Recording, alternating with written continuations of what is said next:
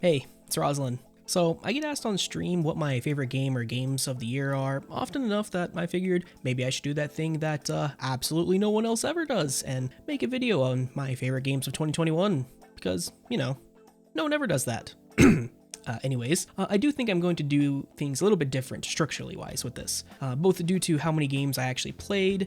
RPGs do take up a lot of time after all, and due to the fact that I actually played a lot of older games this past year. So instead of a generic top 10 list or whatever, I'm going to talk about my favorite games that I played this year, as well as the biggest surprise for me and my biggest disappointment.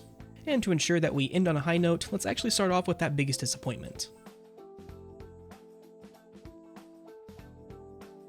So as much as I hate to say it, the honor of biggest disappointment for 2021, for me at least, goes to The Legend of Heroes Kuro no Kiseki. Now, The Legend of Heroes is my favorite RPG series. There are other games I like more individually, such as the Persona series for example, but as a series overall, The Legend of Heroes is by far my favorite. So whenever a new release in the series hits, I obviously get very excited. Kuro no Kiseki, however, let me down, big time. The game was a complete mess. Abilities and skills didn't work, quartz didn't work, there were numerous glitches, and the game just ran like garbage.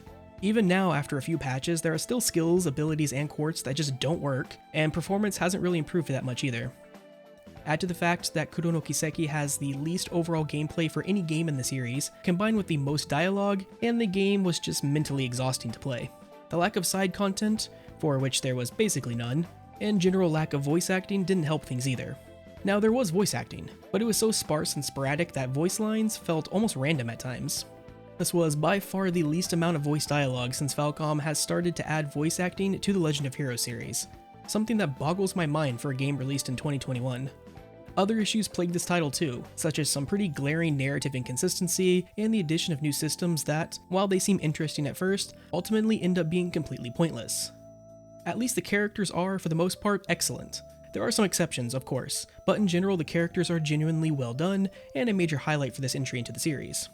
I will say though that if you didn't like Rin, you'll probably be disappointed with the main character of Vaughn once you realize he's basically just a reskin of Rin. The last real contributing factor to why Kuro no Kiseki was my biggest disappointment for 2021 has to do with the battle system. But not because I didn't like it, or didn't find it fun. I actually really liked it, and think the changes made, minus the almost pointless action portion, to be well executed. My issue with the combat though was the complete lack of challenge. You see, Kuro no Kiseki is just way too fucking easy. Even on the game's hardest difficulty, it's a complete joke. In the entirety of my playtime with the game, during which I for some reason subjected myself to getting this game's platinum trophy, poor life decisions were definitely made with that one, I only saw a character die 3 times, one of which was on purpose for an in-game achievement.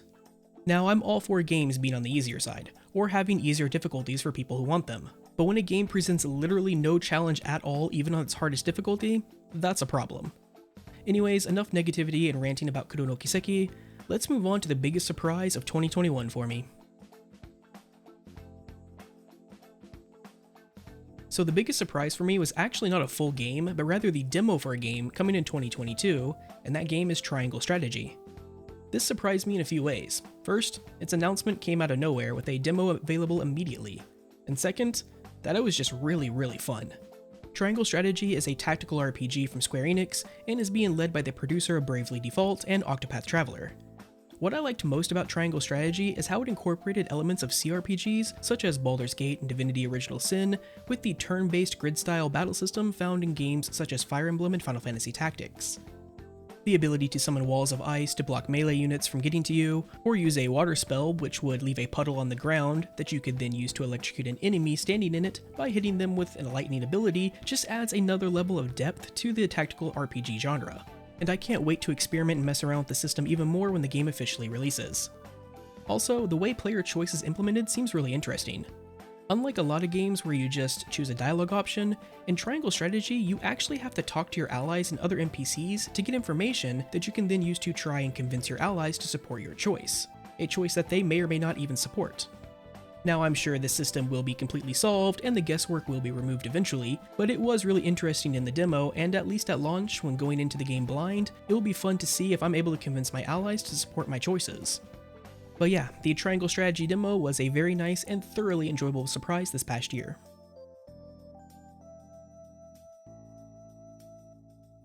Alright, so to kick off my favorite games of 2021, we have Bravely Default 2. I knew going into this that it was going to be fun, but I ended up really enjoying it even more than I anticipated. There are lots of areas to explore, treasures to find, and the music is excellent. The core game is also challenging, with story bosses requiring the player to really think about their actions, and sometimes even prepare ahead of time to counter dangerous mechanics. And for those looking to test themselves further, there are plenty of strong monsters spread across the game world and extra bosses that really test the player's knowledge of the game systems, such as the series' trademark turn-based battle system with the Brave and Default mechanics, which are just as fun as ever. Determining when to use the Brave command to take extra actions versus when to hunker down and default in order to prepare for a big turn or recover from an incoming enemy attack just adds that extra layer of depth that helps keep the combat system satisfying throughout an entire playthrough. I also love the job system. Unlocking new jobs, leveling them up to gain access to new skills, and then combining those skills and jobs to find interesting and oftentimes broken combinations is just a lot of fun. The story was also decent too, and the trend of subverting expectations that the series has done well in the past makes a return, which is good because it helps keep what would have otherwise been a very predictable story quite interesting.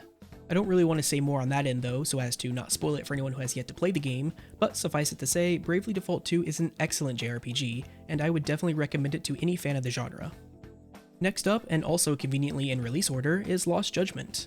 This is yet another game I knew going into it that I was going to enjoy it, and it met all of my expectations.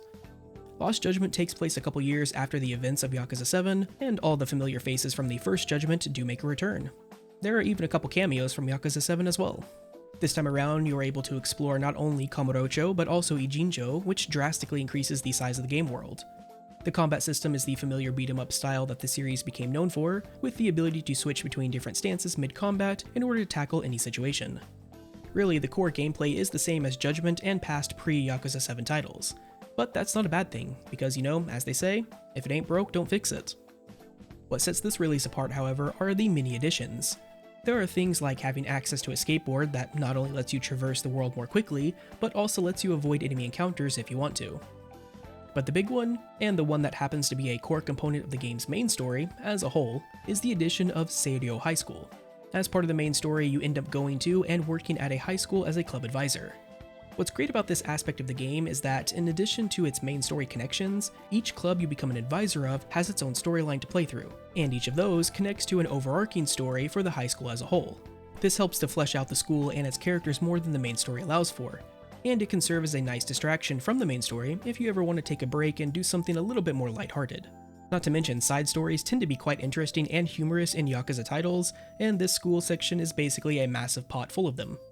Oh, and it wouldn't be a Yakuza franchise title if it didn't have a bunch of minigames, which Lost Judgment has a plethora of, many of which are connected to the high school storyline. But most importantly, drone racing is back, and yes, it's still awesome. Last but certainly not least, the main story for Lost Judgment is great. Really no surprise there. The last act does drag on a tad too long, but overall it's the same quality we've come to expect from RGG Studios and their Yakuza franchise. The only sad part is knowing that Lost Judgment may very well be the last Judgment title, at least the last one starring Kimura Takuya as Yagami. And finally, we come to the last game for this video, and the one that was easily my favorite game of 2021, Shin Megami Tensei 5. There really isn't much about this game I didn't like. I could nitpick about how your choices ultimately didn't matter, or the excessive damage scaling that was almost certainly done on purpose to try and sell paid DLC, but honestly, the game was just overall fantastic. The change from random encounters to seeing enemies in the overworld worked great with the expansive areas, which allowed for tons of exploration. And the inclusion of 200 Mimon to find, combined with all the treasure to be found, meant that exploring maps was always worth it too. And of course, I love the demon fusion system. I know some people don't like how the essence system made it easier to get powerful demons, but personally I liked it since it allowed me to make really cool builds early on, instead of needing to wait until the end of the game. One aspect of SMT5 that really surprised me though was the music. Overall it was great, but man, the boss battle and powerful demon music was filled with some absolute bangers.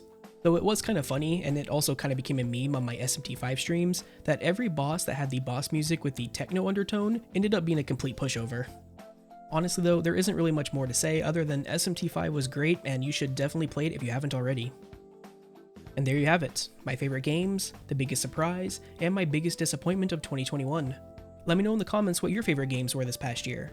And of course, if you enjoyed the video, please be sure to leave a like and consider subscribing to the channel if you haven't already. Also, if you have any questions for me, you can always hit me up over on Twitch at twitch.tv/RosalindGaming or on my Discord server, both of which are linked in the video description below. Until next time, take care.